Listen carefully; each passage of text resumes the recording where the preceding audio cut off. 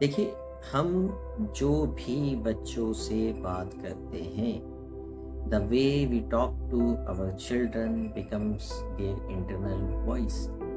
यानी जो भी मैं बच्चे से बात कर रहा हूँ, अगर मैं बच्चे से ये कहता हूँ कि yes you can do this, आप ये काम कर सकते हैं, ये क्या बनती है? आपके मुंह से निकली हुई बात उसके माइंड के अंदर इंटरनल वॉइस बनती है।